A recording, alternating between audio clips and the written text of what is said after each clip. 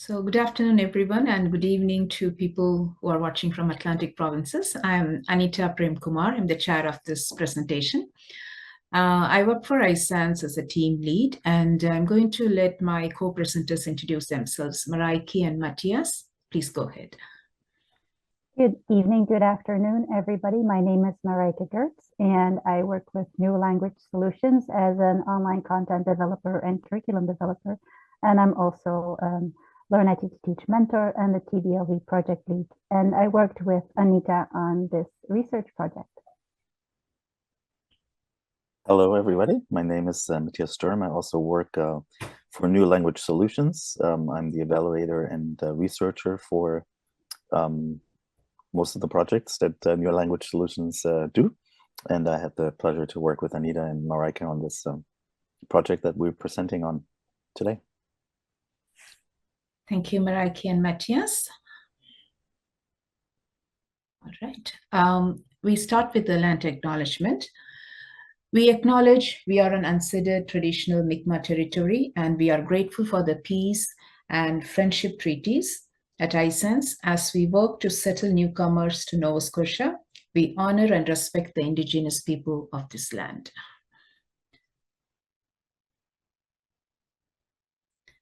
All right, I'll talk a little bit about our mission. iSense is a leading deliverer of settlement services in Atlantic Canada and an acknowledged leader in the immigrant settlement sector in Canada. We are the primary contact in Nova Scotia on refugee settlement and immigration. iSense offers practical skills and resources for newcomers who need to settle and grow a new life in Nova Scotia. We offer various services, including language classes, helping newcomers start business, supporting newcomers in finding employment, and helping employers to recruit the talents.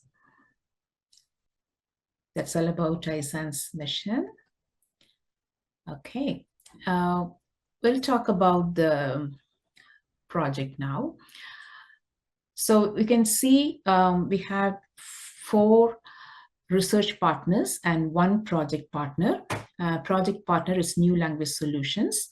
Those who are familiar with Avenue and teach on Avenue, you must know New Language Solutions, Ottawa. And Maraiki and Matthias, they are from New Language Solutions, and they were the consultants for this project. They were the great help to guide us and to conduct all the research throughout the 2 years period. So we had research partners from across the country, from different provinces. YMCA of St. John, Newcomer Connections from New Brunswick, Northwest College from Edmonton, and Red River College, Winnipeg, and ISS of BC from Vancouver. So when we are conducting this research, we had local researchers for each sports, and they were responsible for recruiting the participants, including instructors and clients.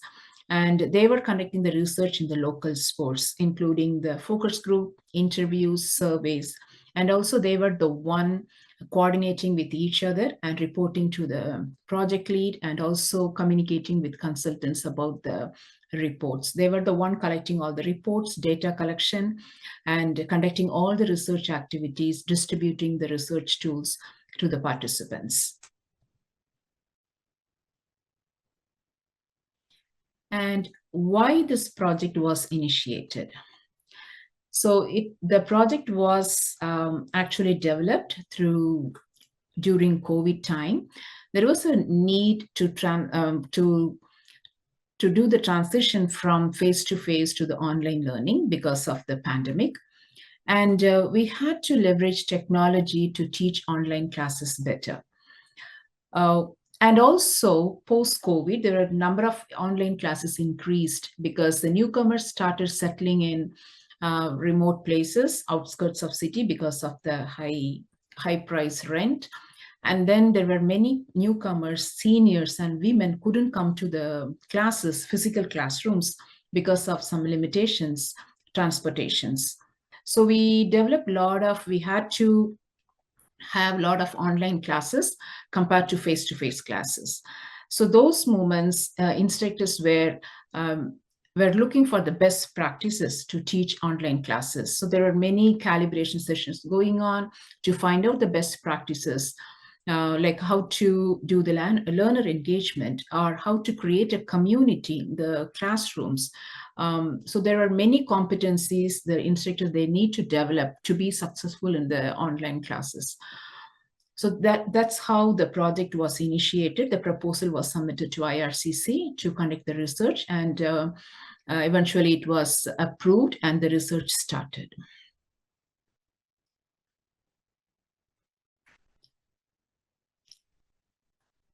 So here you can see we had a good number of good combination of nonprofit and academic institutions. So it gave us a good combination of the clients who were doing the link classes, and a group of clients who are doing the link classes and also proceeding to some academic courses. And the methodology is mixed with the qualitative and quantitative data collection. It's a combination of surveys, interviews, and focus group. And we were very fortunate to collect more than 1,000 survey responses, and over 900 learners participated in the testing phase.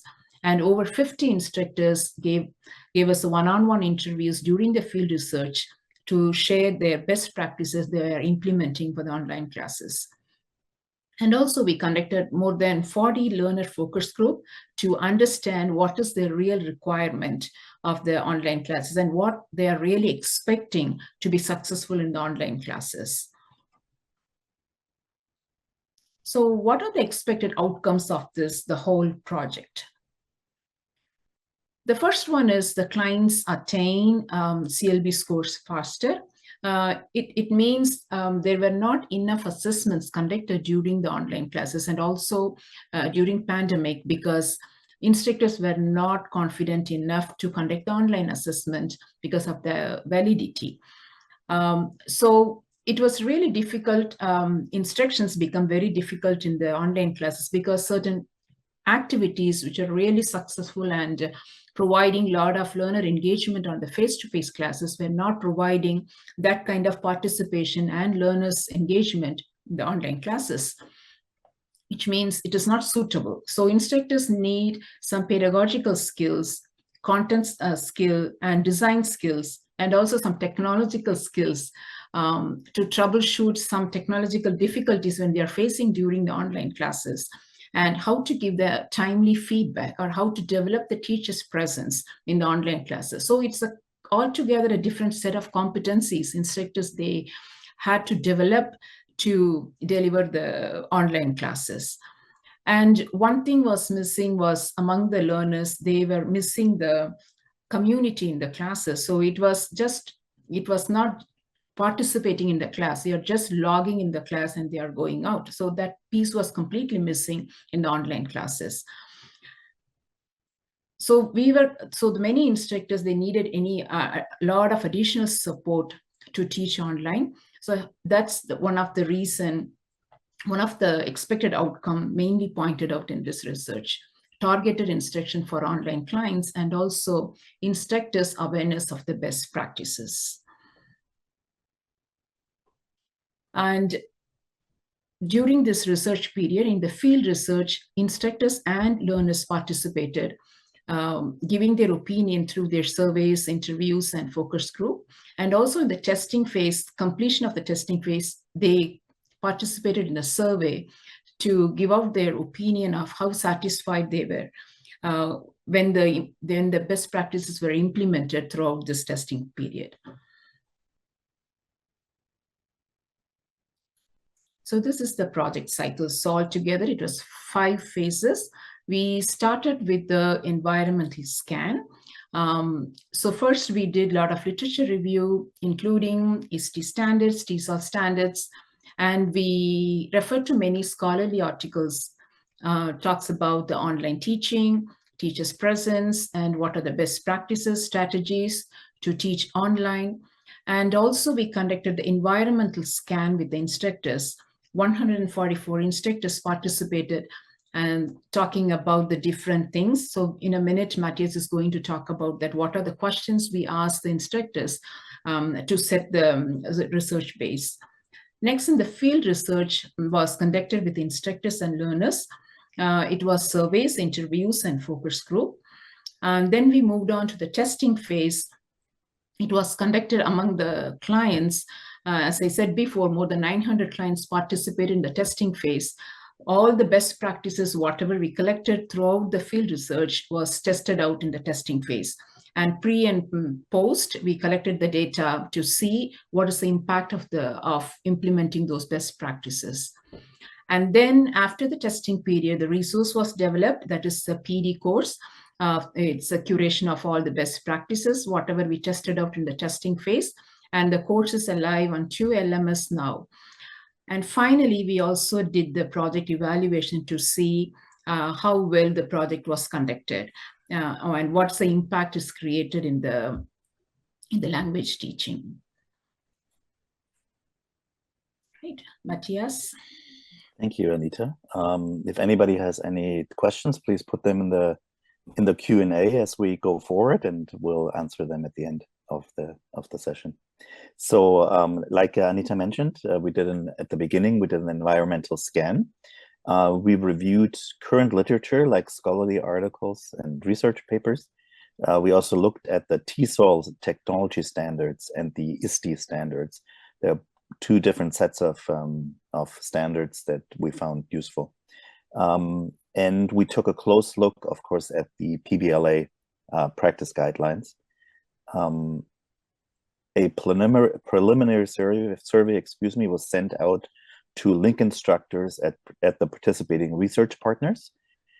The purpose of the survey was to identify opportunities and challenges in delivering effective synchronous content to English additional language learners. We included questions about topics, for example, like class details, which CLB levels, if there were multiple levels, number of hours, number of learners in each class, about classroom policies, for example, attendance policies, assessment policies, also about classroom management, for example, how many learners turn on the camera, what video class platform they're using, if there was flexibility to turn off their cameras during assessment. We wanted to know more about the learning management systems that the project partners were using. We asked about tools and resources like the needs assessment for the skill building and skill using activities, assessments, self-reflection, and action-oriented feedback. And also we asked about artifacts management, how many artifacts were collected per month for PBLA, if the project partners were using an e-portfolio or if they were using the physical binders or both. For the field research, each partnering SPO recruited the participants among the instructors. Both instructors and their learners participated in the field research.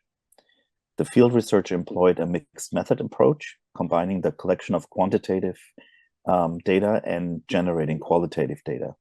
The data was first analyzed by the local researchers independently at each partner organization, and then by the research consultants from SLS, so NLS, so Mareike and myself. For instructors, there were surveys, one-on-one interviews, and focus groups conducted for instructors. The study tools were developed with the aim to identify current good practices, as well as gaps in supporting practices for online and blended LINC and PBLA. We included questions and follow-up prompts about topics like, for example, challenges of facilitating PBLA in an online environment, the pros and cons of online PBLA, what's an ideal online classroom, what skills instructors would like to improve for online teaching, and how instructors engage with learners in an online environment. For the instructor focus groups, we developed reporting sheets with categories to explore further, and those were based on the findings of the survey. The local researchers were then encouraged to present on their findings, and the lead researchers analyzed the findings for all the research sites together again. For the learners, there was a survey and there were focus groups. The learner survey used plain language, and the surveys and the focus groups were conducted by the local researchers. Both were customizable by each research site to meet their local needs. Some were even translated in other languages. In the survey, we included questions and follow-up prompts, like, for example, their level of digital literacy, how they got help and feedback from instructors, the kinds of activities they preferred and which they found challenging, how learners thought the various language skills improved with online learning. For the learner focus groups, we encouraged the local researchers to review the survey results and then explore specific topics with them to probe deeper and to get more information on directly from the learners. And here are some highlights that I would like to share with you. There's of course lots more. This is just a few examples. Learners need and want to learn more computer literacy and tech skills before and during learning classes. And this was especially true for seniors and women. This was also more prevalent with stage 1 learners, so that's CLB levels 1 to 4. Learners want the lessons to mimic social media, like watching videos, listening to audio podcasts, and even with some elements of gamification. This allows learners to engage with material in a variety of ways, and it addresses different learning styles and strategies. It is preferred to have clear class rules. For example, in breakout rooms, some learners speak all the time, we were told, while others don't get the chance. And this is what learners told us. Learners felt if there were clear rules in place, this wouldn't happen as much. Learners also told us that they're looking for opportunities to ask questions, such as asynchronous hours or office hours, to ask for clarification on feedback that they're getting in writing. And we learned from the learner surveys and focus groups that learners miss being part of a community and the opportunity to socialize with other learners. They like it when they have time to chat in smaller groups in breakout rooms. And learners appreciate having access to additional resources. Some may need the extra practice, others may simply have extra time if they are not working or they enjoy learning English. Having access to additional resources also helps learners develop their independent study skills. And back to you, Anita, for more on the testing phase. Yeah, I'll talk about the testing phase. First, we developed the best practices guide. So all the best practices collected from the instructors through the researchers, and then we curated all this best practices into best practices guide. It took a while for us because it came from 4 different research partners, a combination of non-academic and academic institutions. So, and then once the best practices guide was developed, it was distributed to the instructors. First, orientation was conducted. The researchers were in charge for conducting the orientation with the instructors to explain how to use the best practices guide. And we encouraged them to conduct a community of practice sessions twice a month, at least one in person or virtual, because just to encourage the instructors to implement those best practices. If they are not finding it very comfortable practicing those best practices, they are getting help from other instructors, peers support to implement those practices. And then during the testing phase, we also collected a pre and post data collection, as I mentioned before. There were 5 categories we wanted to see. This is reported to IRCC as well, and also is mentioned in the IRCC report. The first one is the rate of learners passing the assessments, which was really low during pandemic. So we wanted that to know rate of learners passing the assessments. The second one is the frequency of instructors conducting the formative assessment. And it was also very low because of the assessment validity during pandemic. And then third one is rate of learners progressing to the next level. Fourth one is the rate of full attendance. And finally, the level of learner satisfaction with online learning. So all this data were collected with all the artifacts collected from all the sports. And the level of learner satisfaction with online learning is a survey conducted pre and post. And also it was conducted with the instructors pre and post. Finally, we also analyzed all the data to see how the BPHS created the impact, or how much instructors enjoyed implementing those best practices, and how learners really adapt to the new method of teaching, and how much they really prefer to take those best practices in the future. Great. Raiki, it's yours. Thank you, Anita. So you've heard a lot the word best practices guide. So you're wondering, what is this BPG? So the best practices guide was created based on the analysis of all of those research activities that Matthias and Anita already talked about from the field research phase. And since the research project is about best practices for synchronous and blended teaching in a PBLA or a LINC environment, it was decided that the guide should be organized according to the pillars of PBLA. So the assessment for learning strategies. And in the next set of slides, I will share with you a selection of these best practices. And who knows, if you were a participant in the research project, and it's very well possible because we had participants from all over Canada, you decided to join our presentation today, maybe you recognize one of those suggestions, because those come directly from what you have shared with us and what learners have shared with us over the course of the project. So under the pillar, clarifying learning intents and criteria for success, there's some of the best practices that we identified. Organize the course in weekly or monthly sections and number the activities. Use a label to indicate homework and show this homework at the end of your class. And an example of the label, it could be like what you see on the slide here. Be clear on what is skill building, homework, and self-study, and what the expectations are for assessment tasks. And they need to know that before they do an assessment. Ensure that learners can access help files or step-by-step screenshots or even a how-to video at any time that they need help. And if you're introducing a new activity, offer step-by-step instructions for them to refer to.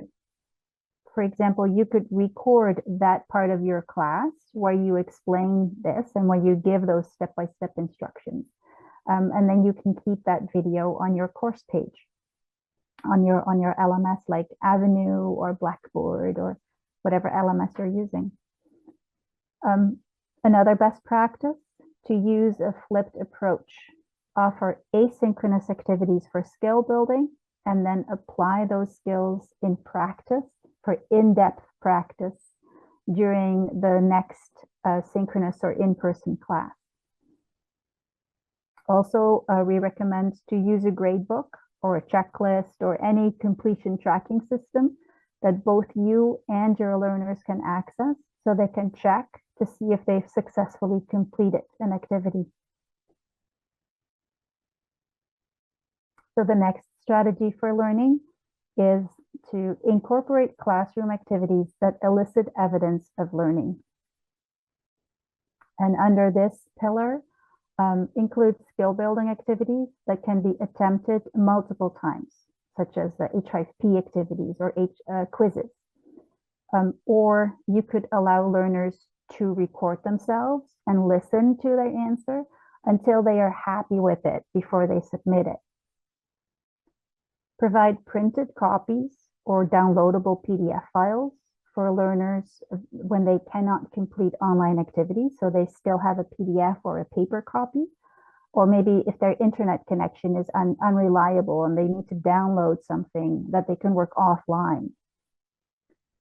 Introduce one activity or question type at a time until it becomes routine, and then you can add another one.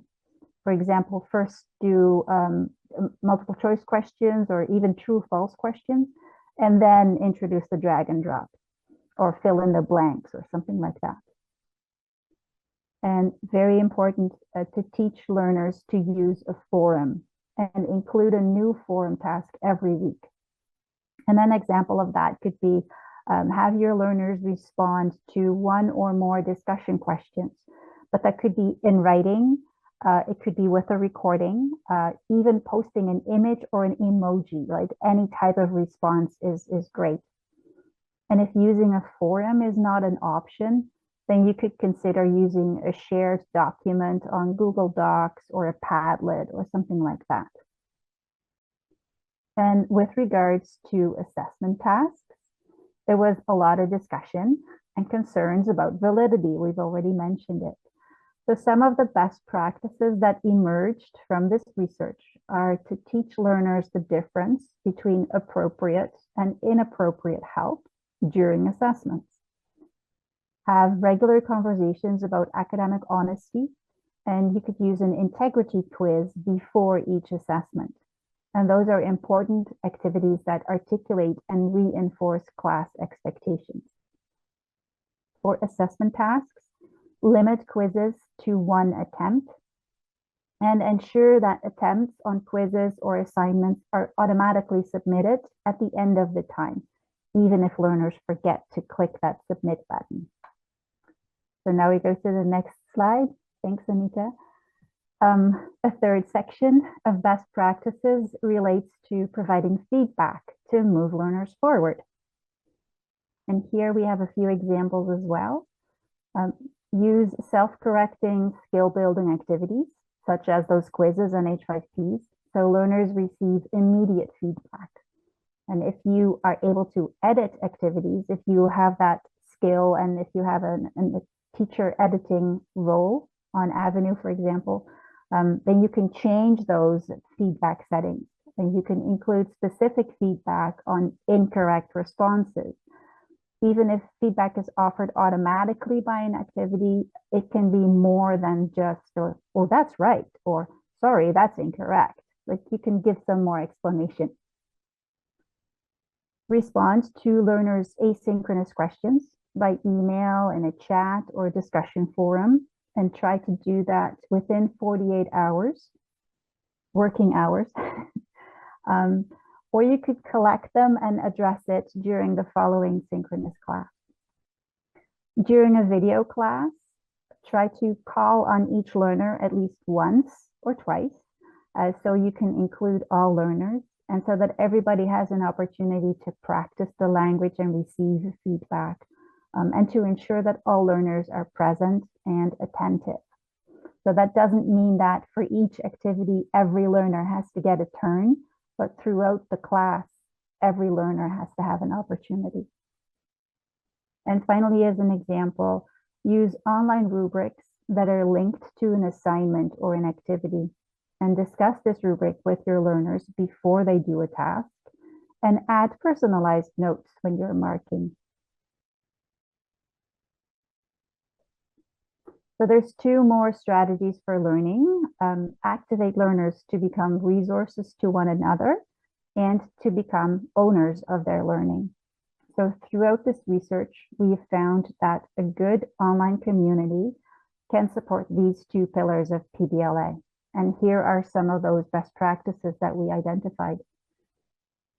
Begin each synchronous class with warm-up activities that allow for social interaction and some community building. And even warm-up activities, they still practice the language. Use breakout rooms every class and keep those groups small, maybe 2 to 4 learners, and give each learner a clear role and a task. You could include think, pair, share or jigsaw activities. And they could even be started as homework and then finished in class.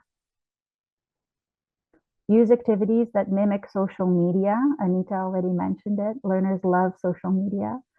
They get to interact with each other. And that could be a comments block on Avenue. It could be a shared glossary or the chat function or a forum. practice self-reflection and teach and encourage learners to use emoji reactions during synchronous video classes. I know Zoom has a whole list of them that you can choose from. BBB has them too. Because those emoji reactions are similar to paper-based reflection charts. Then create checklists where learners can add check marks themselves when they've completed a task, or maybe it's automatically checked. And this one specifically for stage 2, create a separate topic or a folder or maybe a page with additional practice activities or links to resources where learners can go and they can access those at their own pace. Excuse me.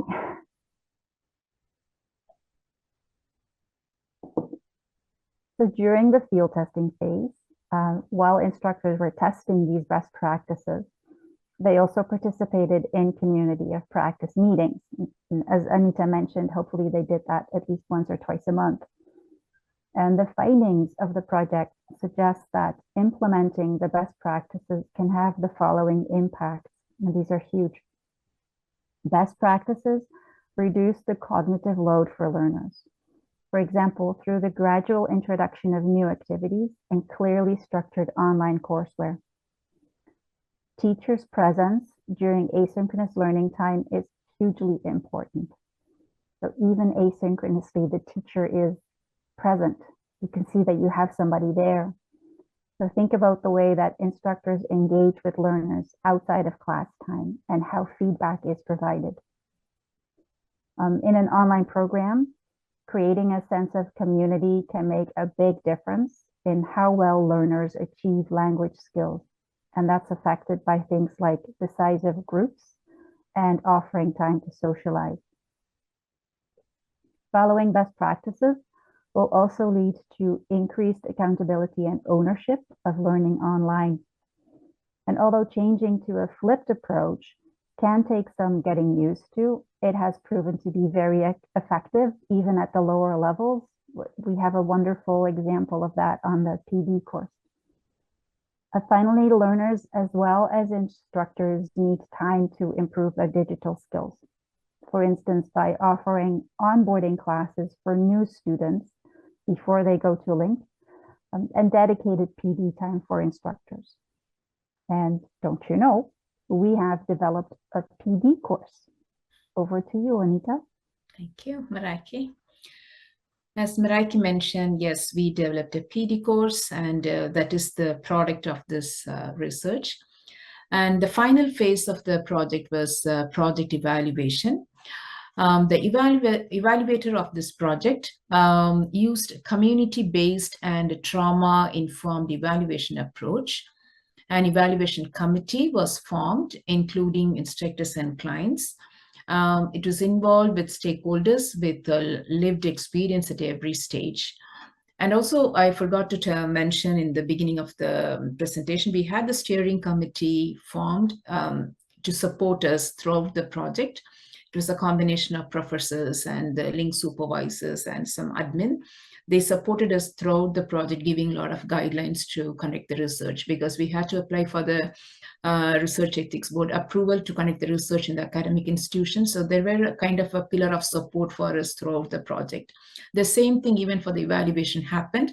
A steering committee was formed, and the steering committee supported the evaluator and also project lead to conduct the evaluation process. What was the evaluation method? So there were 6 individual interviews and also 2 focus group conducted with the instructors and also with the clients.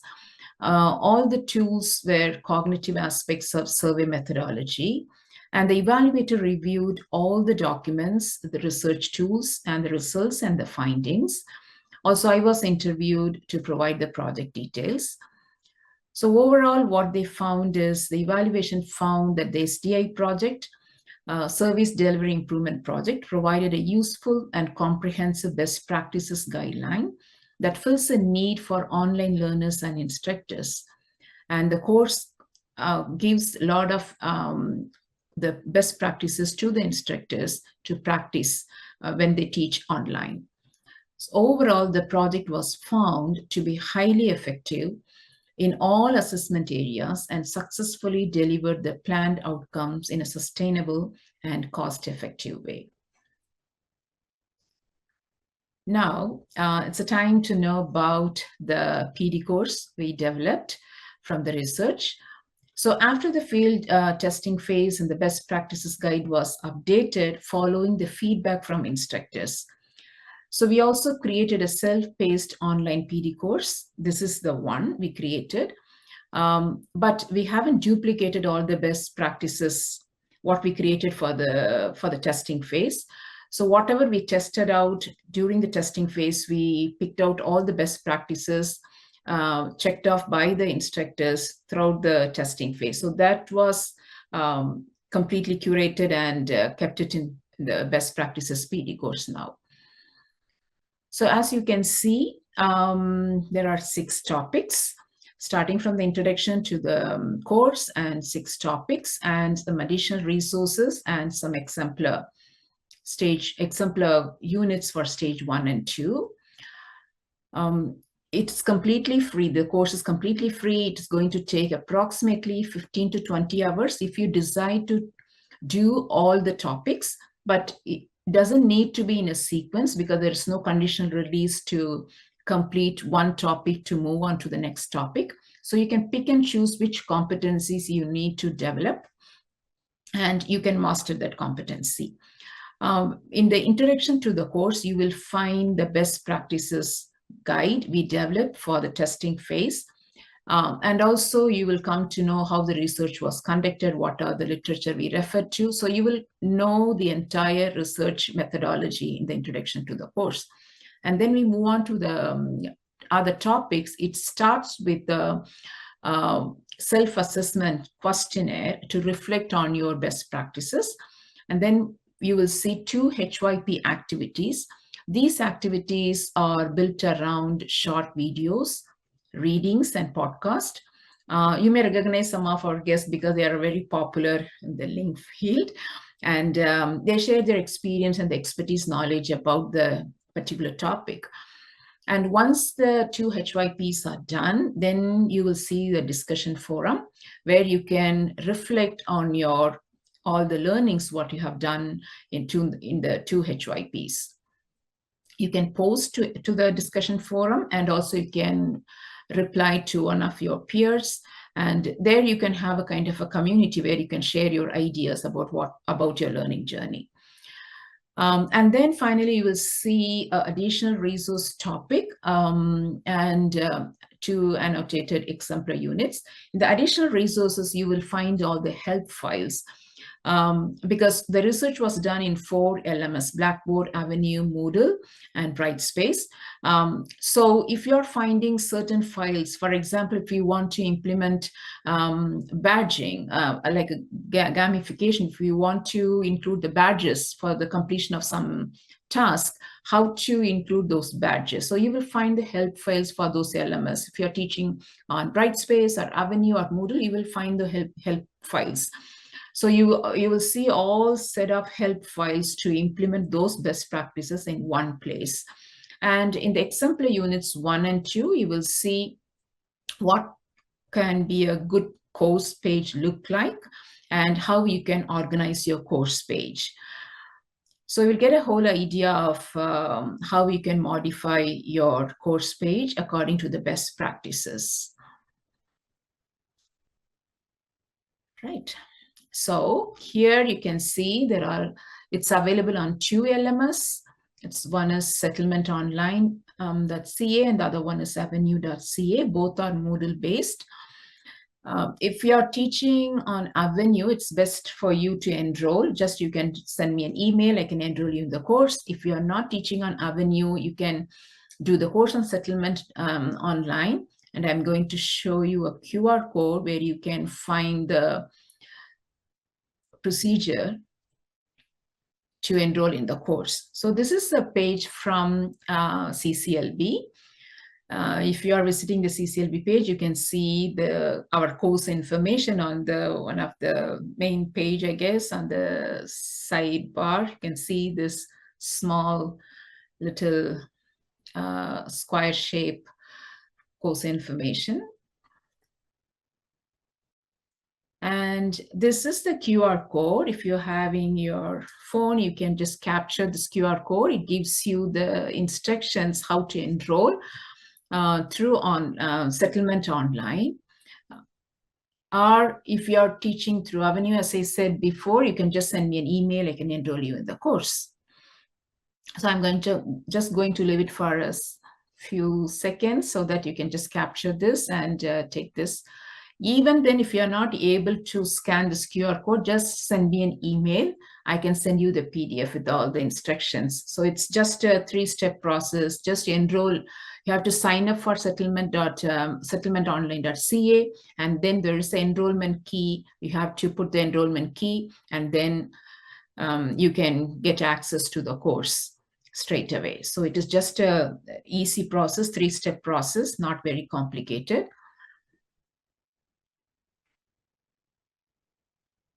Right.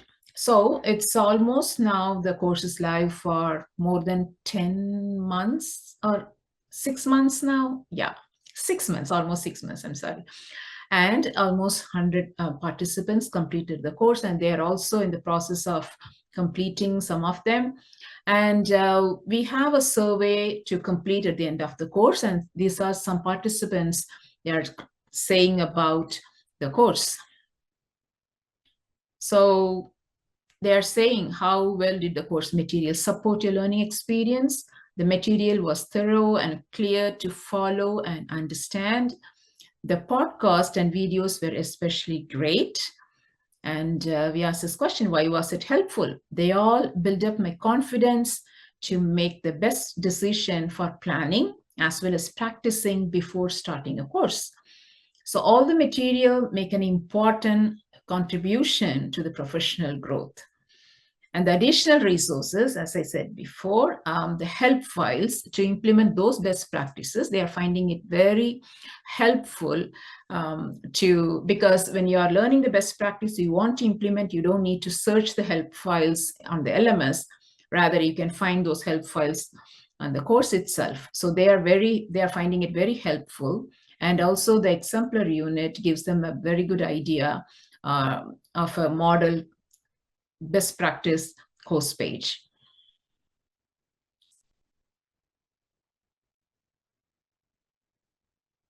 All right. I hope you are completing the presentation. And these are our email IDs. If you have any questions, and anytime you can reach out to us, and we are very happy to give our explanation or provide more additional information about the research. And this is my email ID to enroll in the Avenue platform. Right. So now it's the time to answer the questions. If any of you have any questions, and yes. None yet in the Q&A. Yeah. But yeah, feel free to put your questions in the Q&A, please.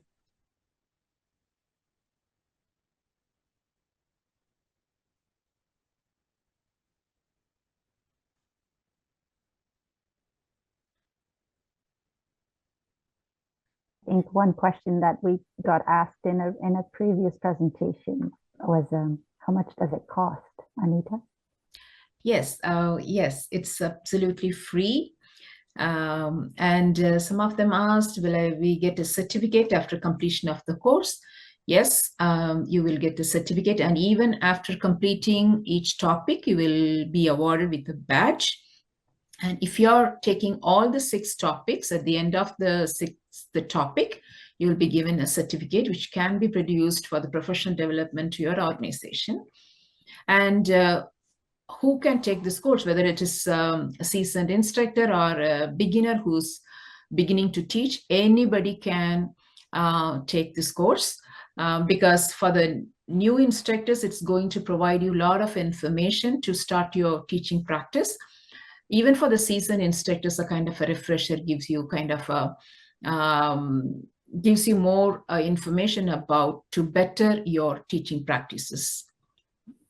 There's a question in the Q&A for Matthias, I think. Yeah, and there's a question, beyond conversations about academic honesty, how do you ensure students are not using translation services while they complete formal assessments? I'm looking for other tips to ensure validity generally. Maraiki, would you like to answer this question? Matthias, I think it's Matthias, for you, okay. so go ahead. Yes. I don't know. It's a very good question. I think, like Marika explained earlier, conversations about what's appropriate and inappropriate help, especially in a Canadian context, is a very good conversation to be had, along other conversations. What are expected norms in Canadian society? Not that we all follow them all the time, but we all have to live up to them in one way or another. I think the constant reminders, the integrity quizzes, or building it into, like Marika said, and we built that into the best practices guide, and that came from not only from teachers but also was also informed by students. Is the building it into every assessment, having an ongoing conversation about it, integrity quizzes in before every assessment as a little quiz that can be built in. Doesn't take a lot of time, but it serves as a reminder that's what is expected. Yes, Marika. Well, something else that came out of the research, what instructors were saying is, they said, I know my learners, right? If you do the skill building activities with them and you have that community, if it's a skill building activity, that's not a high stakes activity, and learners will participate, and you get to know what their level is, like what are they able to do. And then if at an assessment, all of a sudden they're doing something completely different, you will know, like, is this really what you did yourself? And then the best practices following that would be to have a conversation with your learner and say, like, okay, is this your own personal work? I have my doubts. Here are the reasons why. And it's not an instant solution because it's all about building a relationship, building that trust, having learners understand that they do it for themselves. They are the ones learning the language. So it's best if they also do the assessments themselves without AI support. So those are all the tips and tricks that, we try to put into the best practices guide and into the PD course as well. That's great, Marika. There's another question. Can PBLA lead teachers take this course? Of course, that's actually would be fantastic. I think if PBLA teachers take that course. Anita, you want to chime in on that one? Yeah, I think even in one of the podcasts, one PBLA lead shared the experience of implementing the flipped approach. So yeah, you're most welcome to take the course, and you will find it very informative. There's another question. Do you register non-English language student? Meaning student means the instructor, or because this course is completely meant for instructors who teach English as an additional language, ESL teachers. Yeah, so the course is not for language learners. The course is for instructors who facilitate a language class. Yeah. I like the next question, Matthias. Maybe you want to answer that. Do we anticipate that online classes will continue to be in demand? I think so. For different reasons, but of course it depends on what your SPO's strategic vision is, and a lot of that, I would think or hope, has to do with what your target population is, what the needs of your learners are, of your instructors, if it's more of a local community, or if the community is more distributed and there's more need for online classes, or if you need to provide more flexibility to learners because of their work schedules or family commitments or what have you. But we've seen it in the most recent IRCC call for proposals for the next 5 years. There's a lot of emphasis on digital delivery of settlement services, including Link.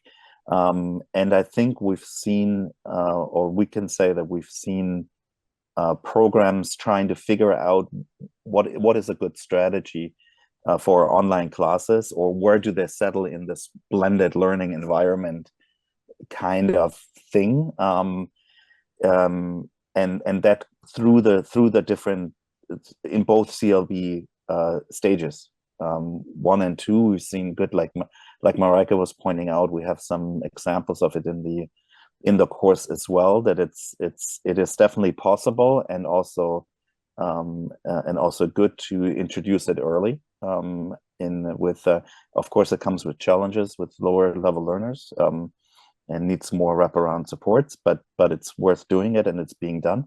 Yes, Mareike. I just wanted to point out that Mm-hmm. the best practices, the research was for best practices for online and blended PBLA programs. Yes. So it's not just for online classes. The best Yes. practices are equally important if you're teaching a blended class, or maybe even a hybrid class, Mm-hmm. for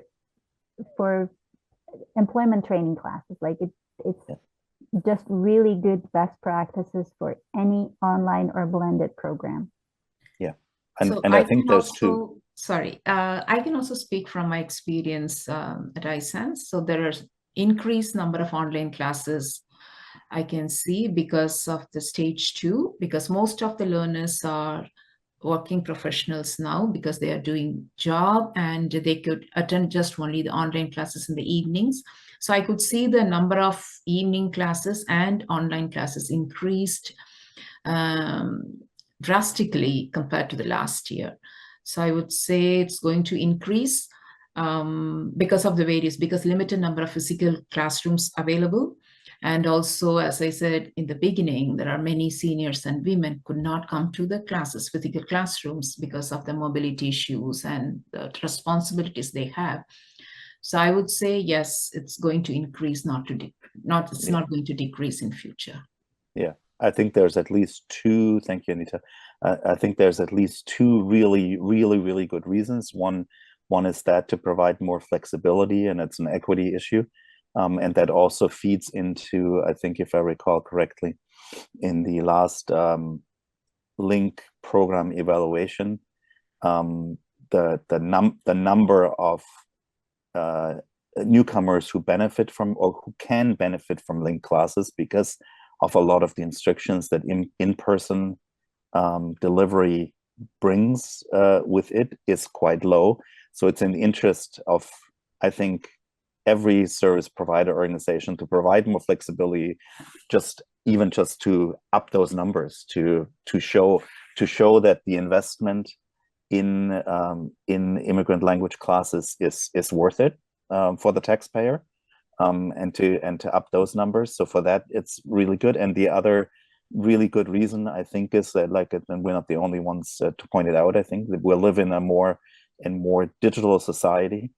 And I think it's part of the mandate, or it's become part of the mandate of Link programs and settlement programs, to also provide an environment that there's so much stuff online forms to fill out, or even just to get an appointment with a doctor in person, or a lab appointment or something like that. That so much is online now, even more after the pandemic. I think we do have a responsibility to provide that kind of environment to newcomers, to get used to what's expected in Canada around availing of the services and benefiting of the services newcomers are entitled to. Yeah. There's one more question. the future of PBLA binders with so much demand and use of online learning. Your thoughts, Marika? Well, This I is don't you. know if I'm the right person to answer this, but I'm probably biased because I work for New Language Solutions, which offers Avenue as a platform. So Avenue has an integrated e-portfolio. So which means that if a learner completes an assessment in their online course, it is automatically sent to that e-portfolio. So no paper. If you happen to have an activity or an assessment that was done on paper, because maybe you've got a blended class and you still meet people face to face, then you can upload that PDF to the electronic binder as well. So yeah, that's my thought on PBLA binders. It's going to be digital.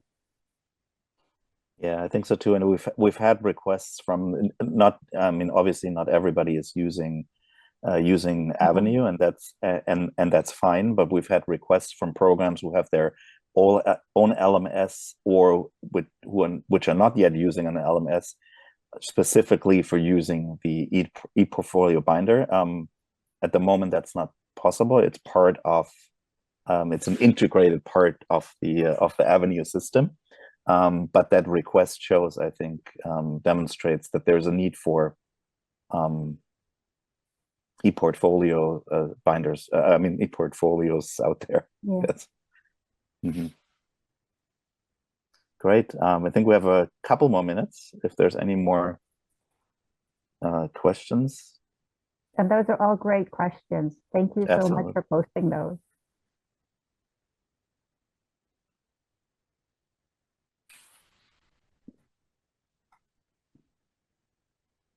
And maybe we should add, we are also the moderators of the course. So if you sign up for the course, we also can give you feedback on what's happening in the course when you're in the course. Well, if we're doing a best practices for online and blended learning, we have to be engaged ourselves. That's right. But it's a pleasure to follow the conversations that go on in the PD course and to see how people are responding to each other and sharing ideas and saying, oh, this is what I do and my learners love this. And it's not even work if I follow those discussions. Yes. Fantastic. Good. Anita, do you have any final words for us? Yeah.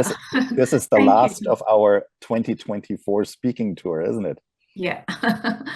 All right. Thank you so much for all the participants, and you've given us a good opportunity to answer all the questions, and it's a kind of a brainstorming even for us to think about. It's a kind of reflection. So thanks again for everyone, and we love to hear from you. If you have any questions, again, you can reach out to us, and if you want to enroll in the course, please send me an email, and I can do the best. And even if you're not teaching through Avenue, as I said before, I can send you the step-by-step instructions of that PDF, and you can enroll in settlement online. And it's a very easy process. So again, thanks everybody, and have a good evening. Thank you. Thank you, Bye. everybody. Bye-bye.